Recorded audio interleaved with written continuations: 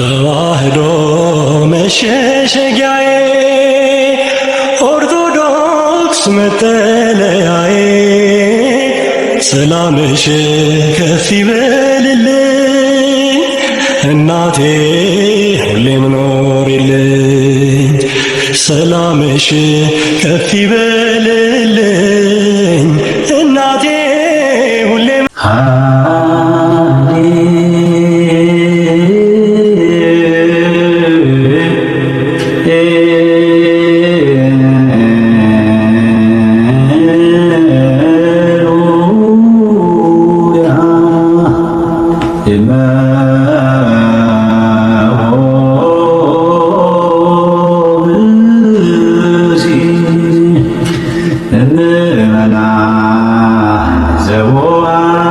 ክርስቲያን በጊዜ ቅዳሴ ወይሰማ ጻሕፍተ ቅዱሳን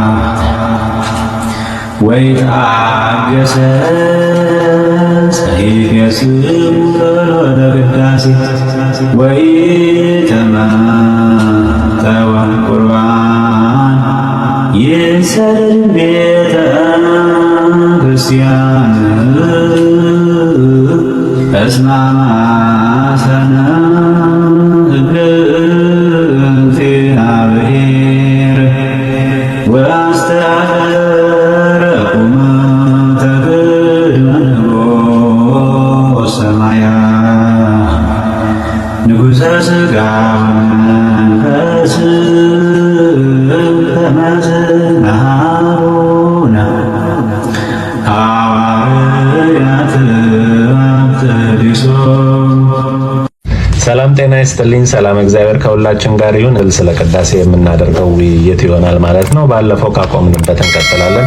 እንግዲህ ከዚህ በፊት እንደጠየቅኳችሁ በቅዳሴ ስርዓት ውስጥ እጅግ ልባችሁን የሚመስጠውና ትዝታ ያላችሁን ዜማ ወይም ደግሞ የምትወዱትን ክፍል በእርግጥ ይሄን እንወዳለሁ ይሄን እንወዳለን አንዱን ካንዱን የምናበላልጠው ነገር ባይኖርም ግን እያንዳንዳችን ትዝ የሚለን የበለጠ ትዝታ ያለብንን ነገር እስቲ በኮመንት ሴክሽን ላይ ጻፉልኝ ብዬ በአክብሮት ተጠይቃችኋለሁ። እንግዲህ ከባለፈው ካቆምነው እንቀጥላለን።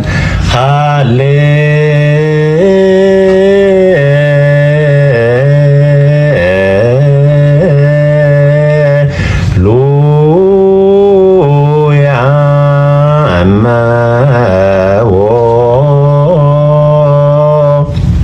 ብእሲ እምእመናን ቤተ ክርስቲያን በጊዜ ቅዳሴ ወኢሰምዐ መጻሕፍተ ቅዱሳተ ወኢተአገሠ እስከ ይፌጽሙ ጸሎተ ወቅዳሴ ወኢተመጠወ እምቁርባን ይሰደድም ቤተ ክርስቲያን እስማማሰነ ሕገ እግዚአብሔር ዋስተሐቀረ ቁመተ ቅድመ ንጉሥ ሰማያዊ ንጉሠ ሥጋ ወመንፈስ ከመ ዝማሩነ ሐዋርያት ባብጥሊሶሙ የሚለውን እንግዲህ ሁላችሁም የምታውቁት ነው። አሁን ባለፈው ያሰማዋችሁ ዜማ እምነ ባህ የሚለው ወይም መስቀል አብርሃ ወይንም ደግሞ ኩሉ ዘገብራ የሚለው ከተዜመ በኋላ አባቶቻችን በለሆሳስ እያነበቡ ወይንም ደግሞ ጸሎቱን እያደረሱ በሰፊው ደግሞ ይህንን በህብረት የምናዜመው ዜማ ነው። ወደ አማርኛ ደግሞ ሲተረጎም እንደዚህ የሚል ትርጉም ይኖረዋል። ሃሌሉያ። በቅዳሴ ጊዜ ከምዕመናን ወገን ወደ ቤተ ክርስቲያን የገባ ሰው ቢኖር ቅዱሳት መጻሕፍትን ሰምቶ የቅዳሴውን ጸሎት እስኪ እስኪጨርሱ ባይታገዝ ከቁርባንም ባይቀበል ከቤተ ክርስቲያን ይለይ የእግዚአብሔርን ሕግ አፍርሷልና የነፍስና የሥጋ ንጉሥ በሚሆን በሰማያዊ ንጉሥ ፊት መቆምንም አቃሏልና ሐዋርያት በሲኖዶሳቸው እንዲህ እንዳስተማሩን። እንግዲህ የቅዳሴ ግብ የክርስቶስን ሥጋና ደም ተቀብሎ የክብር ወራሽ ዘላለማዊነትን ማግኘት የኃጢአት ስርየትን ማግኘት ነው ብለን ተነጋግረናል። ይሄ ከሆነ ዓላማው ተጀምሮ እስከሚያልቅ ድረስ በጣም ፍጹም በሆነ ተመስጦ ልንፈጽመው፣ ልንሳተፍበት፣ ልንሰማው፣ ልናዳምጠው፣ ልንጸልየው፣ ልንሳተፍበት የሚገባ የህብረት ጸሎት ስለሆነ መንቀዥቀዣ አያስፈልግም። በህሊናችን ወይም በሀሳባችን ከአንድ ቦታ ርቀን ከቤተ ክርስቲያን ወጥተን ርቀን መሄድም አይገባም። በአካልም ቢሆን ከዚህ ወደዛ ከጎን ካለ ሰው ጋር ማውራት ሁሉ አይፈቀድም ማለት ነው። በመጨረሻም ደግሞ እንግዲህ ተዘጋጅተን መተን ማለት ምን ማለት ነው? እንግዲህ የሰራነውን ኃጢአት በካህኑና በእግዚአብሔር ፊት ተናዞ ንስሐን ተቀብሎ የበቁ የተዘጋጁ ሆኖ በእግዚአብሔር እርዳታ ለዚህ ክብር ለመብቃት መሞከር ወይንም ደግሞ መጣር ወይም መትጋት ያስፈልጋል ማለት ነው። ስለዚህ ከገባን በኋላ እንግዲህ እነዚህን ቅዱሳት መጻሕፍት ከመጀመሪያው እስከ መጨረሻ የሚነበቡትን የሚተላለፈውን የእግዚአብሔር ቃል በአጽንኦት ልንሰማ ይገባል ማለት ነው። እንግዲህ ሌላው ከዚህ በፊት በነበረው በአራተኛው ክፍል ቪዲዮም ላይ አዚሜዋለሁ። እንግዲህ ከክርስቶስ የትንሣኤ በዓል ጀምሮ እስከ ጰራቅሊጦስ በዓለ ጰራቅሊጦስ እስከ 50ኛው ቀን ድረስ በበዓለ 50 በሚባለው ወቅት የሚባል ሃሌሉያ ዮሴፍ ወኒቆዲሞስ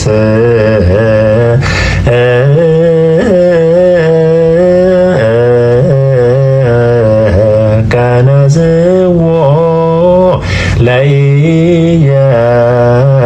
ለኢየሱስ በሰንዱናት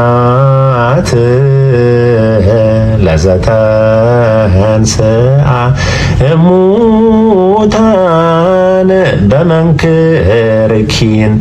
ሃሌሉያ! ዮሴፍና ኒቆዲሞስ ድንቅ በሚሆን ጥበብ ከሙታን ተለይቶ የተነሳ ኢየሱስን በበፍታ ገነዙት የሚለው የዚህኛው ሃሌሉያ እመቦ ብእሲ የሚለው ምትክ ሆኖ ያገለግላል ማለት ነው። በዚህኛው ፈንታ ይሄ ሃሌሉያ ዮሴፍ ኒቆዲሞስ የሚባለው ለነዚህ ከትንሣኤ በኋላ ላለው ጊዜ በምትክነት ይሆናል ማለት ነው። እንግዲህ ይሄን ዜማ ካዜምን በኋላ እንግዲህ አንዳንድ ቦታ ላይ ጮክ ተብሎ አባቶች ላይ ጸልዩት ወይም ላያሰሙት ይችላሉ በማይክራፎን። ነገር ግን እንዲህ የሚል ጸሎት አለ። እስቲ በደንብ በአስተውሎት እንስማው ማለት ነው። ተዘከር እግዚኦ ለአቅረቡ ለከዘንተ ቁርባነ እያሉ በግዕዝ ከሰማችኋቸው ወደ አማርኛው እንግዲህ ብዙዎቻችሁ ከምታቀርቡት አቤቱታ መካከል ግዕዙ ስለማይገባን ስለማንረዳው ከዚህ በፊትም ተናግሬያለሁ። ግዕዝን መማር እንችላለን። የሚያስተምሩ መምህራን አሉ። ግዕዝ ቋንቋ ነው። ማጥናት መማር እንችላለን። እንኳን እኛ ሌሎቹም ነጮች እኮ እያጠኑ እኮ ሚስጥራችንን በደንብ እየበረበሩት ነው። ስለዚህ ወይ መማር ነው ወይንም ደግሞ እንግዲህ ትርጉሙን አውቆ ምን እየተባለ እንደሆነ በቃ በደስታ በተመስጦ መስማት ያስፈልጋል ማለት ነው። እንግዲህ ይሄ ተዘከር እግዚኦ ለአቅረቡ ለከዘንተ ቁርባነ እያሉ በግዕዝ የሚጸልዩ ጸሎት አቤቱ ይህን ቁርባን ያቀረቡልህን አስብ፣ ስለነሱ ያመጡትንም ለሁሉም በሰማያት የሚገኙ ዋጋቸውን ስጣቸው። ይልቁንም በዚች ቀን ያመጣልህን የባሪያህን ቁርባን ተቀበልለት። የጻድቁን የአቤልን ቁርባን የአባታችንን የአብርሃምን መስዋዕት የድሃይቱንም ሁለት መሐልቅ እንደተቀበልክ እንደነርሱ የባሮችህን እጅ መንሻቸውን ብዙንና ጥቂቱን የተሰወረውንና የተገለጠውን ተቀበል። ከበጎነት ሁሉ ቤታቸውን ምላላቸው። በምድር ላይ ቅዱስ ስምህን እንዳሰቡ በሰማያዊ መንግስትህ አስባቸው። በዚህም ዓለም ለዘላለሙ አትለያቸው እያለ ይጸልያል ማለት ነው። እንግዲህ በቤተ ክርስቲያን ውስጥ እንግዲህ ስንዴውም ህብስቱ የሚዘጋጅበትን ወይንም ደግሞ በኋላ ደግሞ ፍጹም በሆነ ምስጢራዊ ለውጥ እንግዲህ በመንፈስ ቅዱስ ኃይል የክርስቶስን አማናዊ ስጋ ወደሚሆን የሚለወጠውን የሚዘጋጅበትን ህብስቱ የሚዘጋጅበትን ስንዴውን እንደዚሁም ደግሞ ወይኑን ዘላላ ክቡር ደሙን ወደ መሆን የሚለወጠውን ይሄን ወይኑን ዘላላ የሚያመጡት ምዕመናን ነው። ስለዚህ ይሄንን መስዋዕት ያመጡልህን የባሮችህን በቃ ስጦታቸውን ተቀበልላቸው እያለ ምሳሌም እያመጣ የአቤልን መስዋዕት እንደተቀበልክ የአባታችንን የአብርሃምን ደግሞም በቤተ መቅደስ ያቺ ድሃዋ ካላት ላይ ያላትን ሁሉ ሰጥታ አንተም ያመሰገንካት ከነዚህ ሁሉ ስጦታ በላይ የእሷ ስጦታ ይበልጣል ብለህ የመሰከርክላት እንደ ድሃይቱ መስዋዕት ወይም እንደ ድሃይቱ ስጦታ የኛንም መስዋዕታችንን ተቀበልልን እያለ በዚህ መልኩ አምላካችን እግዚአብሔርን ይለምናል ማለት ነው። ይሄ ከተነበበ በኋላ የህዝቡ ድርሻ አለ። ይህ ይላል ይበሉ ህዝብ አንቲ ውእቱ ውእቱ መሶበ ወርቅ ንጹሕ እንተ ውስቴታ መናህቡ ህብስት ዘወረደ እምሰማያት ወሀበ ሕይወት ለኩሉ ዓለም። ንጹሕ የወርቅ መሶብ አንቺ ነሽ፣ በውስጧ የተሰወረ መና የነበረባት ከሰማያት የወረደ ህብስት ለዓለም ሁሉ ድህነትን የሚሰጥ ብለን እመቤታችን ቅድስት ድንግል ማርያም ይሄ ህብስቱ በተቀመጠበት መሶብ ወርቅ እንደምትመሰል፣ ምክንያቱም በእናታችን በቅድስት ድንግል ንጽሕት እናታችን ማኅፀን ውስጥ መለኮት ማደሩንና ክርስቶስ በእሷ ማኅፀን ውስጥ መቀመጡን ለ9 ወራት በማጠየቅ እመቤታችን ቅድስት ድንግል ማርያምን አንቺ በቃ እውነተኛዋ የወርቅ መሶብ አንቺ ነሽ፣ በውስጧ የተሰወረ መና የነበረባት ከሰማያት የወረደ ኢየሱስ ክርስቶስ ህብስት ለዓለም ሁሉ ድነትን የሚሰጥ በማኅፀንሽ ያደረ እያል በዚህ መልኩ እናዜማለን ማለት ነው። ዜማውን ለመለማመድ በመደጋገም አንቲ ውእቱ አንቲ ውእቱ አንቲ ውእቱ መሶበ ወርቅ መሶበ ወርቅ መሶበ አንቲ ውእቱ መሶበ ወርቅ ንጹሕ መሶበ ወርቅ ንጹሕ እንተ ውስቴታ መናህቡ እንተ ውስቴታ መናህቡ ህብስት ዘወረደ ህብስት ዘወረደ እምሰማያት እምሰማያት ወሀበ ሕይወት ወሀበ ሕይወት ለኩሉ ዓለም ለኩሉ ዓለም ለኩሉ ዓለም። ከዛ በኋላ እንግዲህ አባቶቻችን ጸሎቱን ይቀጥላሉ ማለት ነው። እንግዲህ በብዙ ቦታ በማይክራፎን ይነበባል፣ ግን ግዕዝ ስለሆነ ብዙዎቻችሁ አልተረዳነውም ስለምትሉ ነው እንጂ አልፎ አልፎ ደግሞ በአማርኛም የሚያነቡ አባቶቻችን አሉ። ስለዚህ አሁን እሱን እቀጥላለሁ ማለት ነው። ሐሰስኩ ገጸከ ገጸ ዘያከ ሐስስ እግዚኦ ኤተሚት ገጸከ እምኔ የሚለውን ክፍል ስታስታውሱ አማርኛ ወደ አማርኛ ሲመለስ እንደዚህ የሚል ይሆናል ማለት ነው። ፊትህን ሻው ወይም ፈለግኩ እንደማለት ነው። አቤቱ አንተን ፊት ሻለው፣ ፊትህን ከኔ አትመልስ፣ ተቆጥተህ ከባሪያህ አትለይ፣ ረዳት ሁነኝ አትጣለኝ፣ አምላኬ መድኃኒቴም ቸል አትበለኝ። እንዴት ጥልቅ የሆነ ጸሎት እንደሆነ እያስተዋላችሁ ስሙ ክርስቲያኖች። ከዛም አሁንም ይቀጥላል። አውሎጊዮስ ጌሪዮስ ኢየሱስ ክርስቶስ ወልደ እግዚአብሔር ሕያው አጊዮስ ማንጦን ፓኗ ማንጦን አላቲኖን በአማን አሜን ሲሉ በግዕዝ ሰምታችሁ ከሆነ የሕያው እግዚአብሔር ልጅ ኢየሱስ ክርስቶስ በእውነት አውሎጊዮስ ጌሪዮስ አጊዮስ ማንጦን ፓኗ ማንጦን አላቲኖን ነው አሜን ይላሉ። ከዛም ክርስቶስ አምላክነ ዘበአማን እተበ የማንከ ወባርክ በእዴከ ወቀድስ በኃይልከ ወአጽን በመንፈስከ ዝንቱ ህብስት ይኩን ለስርየተ ኃጢአተ ሕዝብከ እያሉ በግዕዝ የምትሰሙት ደግሞ በእውነት አምላካችን ኢየሱስ ክርስቶስ በቀኝህ ተብ፣ በእጅህም ባርክ፣ በኃይልህም አክብር፣ በመንፈስህም አጽና፣ ይህ ህብስት የሕዝብህ የኃጢአታቸው ማስተስሪያ ይሆን ዘንድ አሜን። ከዛ ደግሞ ኢየሱስ ክርስቶስ ሊቀ ካህናት በገመገነዙ ከዮሴፍ ኒቆዲሞስ በልብሰ ሰንዱናት ወአፈዋት ወሰመርከ ሎሙ ከማሁ ስመር ለነ። ይሄ ደግሞ የንፍቁ ካህን ድርሻ ነው ማለት ነው። ከዚህ በፊት እንደነገርኳችሁ ቅዳሴ የማህበር ጸሎት ነው። እያንዳንዳችን ድርሻ አለን ተባብለናል። ዋነኛው ካህን ወይም ሰራዬ ካህን የሚባለው ቅዳሴውን የሚመራውም የራሱ ድርሻ፣ ምክትሉም ወይም ረዳቱም ቄስ ወይም ካህን ደግሞ የራሱ ድርሻ አለው። ይሄ የንፍቁ ነው ማለት ነው። ሲተረጎም የካህናት አለቃ ኢየሱስ ክርስቶስ ሆይ ዮሴፍና ኒቆዲሞስ በበፍታ ልብስና በሽቱ እንደገነዙ እንደወደድክላቸውም እንዲሁ ውደድልን እያለ የሱንና የዋናውን ጸሎቱን የሚመራውን የቅዳሴውን ጸሎት ልክ እንደ ዮሴፍና እንደ ኒቆዲሞስ አድርጎ እነሱ እንዳቀረቡት ምስጋና እንዲቀበልልን ተቀበልልን እያለ ወደ አምላካችንና ወደ ጌታችን ወደ ኢየሱስ ክርስቶስ ይለምናሉ ማለት ነው። ከዛም ዋናው ካህን ይቀጥላል ማለት ነው። ቅዳሴው ኩፉ አኮቴት ወበይለ ስርየተ ኃጢአት እምኀበ እግዚአብሔር አብ አሜን የሚለውን በግዕዝ ስትሰሙ በአማርኛ ሲተረጎም የሚቀበሉት ቅዳሴ ምስጋና፣ ክብር ለኃጢአት ማስተስሪያ ከእግዚአብሔር አብ የተገኘ ነው አሜን። ኃይል በረከትና ደገኛ ብርሃን ለዚች ቤተክርስቲያን ክብር ይሁን እያለ ይቀጥላል ማለት ነው። አሁንም ይቀጥላል። እግዚአብሔር አምላክነ ዘተወከፍከ ቁርባነ አቤል በውስተ በድ ወለኖህ በውስተ ታቦት ወለአብርሃም በውስተ ርእሰ ደብር ወለኤልያስ በደብረ ቀርሜሎስ እያለ የሚቀጥለውን ጸሎት በግዕዝ ስትሰሙ እንዲህ የሚል ትርጉም አለው። አምላካችን እግዚአብሔር በምድረ በዳ የአቤልን ቁርባን የተቀበልክ፣ የኖህን በመርከብ ውስጥ፣ የአብርሃምንም በተራራ ላይ፣ የኤልያስንም በቀርሜሎስ ተራራ፣ የዳዊትንም የኢያቡስ ወገን በምትሆን በኦርና አደባባይ የድሃይቱንም መሐለቅ በቤተ መቅደስ የተቀበልክ፣ ለቅዱስ ስምህ ያቀረበውን የኃጥእ ባሪያህን ብሎ ስም ያስገባል። እንግዲህ አሁን ለምሳሌ ካህኑ ወልደ ጊዮርጊስ ቢባል የወልደ ጊዮርጊስን መባና ቁርባን እንደ እርሱ ተቀበል፣ የኃጢአቱን ቤዛ ይሁን፣ በዚህ ዓለም በጎ ዋጋን ስጠው፣ በሚመጣውም ዓለም ዛሬም ዘወትርም ለዘላለሙ አሜን እያለ ይቀጥላል። እንግዲህ ከዚህ በፊትም በነበረው ክፍል ላይ እንደሰማችሁት እንግዲህ የነ አቤል መስዋዕት፣ የነ ኖህ መስዋዕት፣ የነ አብርሃም ስጦታ፣ የነ ኤልያስ እነዚህን ሁሉ እግዚአብሔር አምላክ ወዶ ተቀብሎላቸዋልና የእኛንም ስጦታችንን፣ መባችንን፣ ጸሎታችንን እንዲቀበልልን ፊቱን ከኛ እንዳያርቅብን አምላካችንን እንዲህ እያልን እናመሰግነዋለን፣ እንለምነዋለን ማለት ነው። ከዛ በኋላ እንግዲህ ይቀጥላል። አሁንም እግዚአብሔር ይሬኒ ወአልቦ ዘያጣኒ የሚል የቅዱስ ዳዊት መዝሙር አለ። ዲያቆኑ ያንን እየዘመረ በመንበሩ ያንን እየደገመ ወይንም እየጸለየ በመንበሩ ዙሪያ ይዞራል ማለት ነው። እና ካህናውንም ይቀጥላሉ።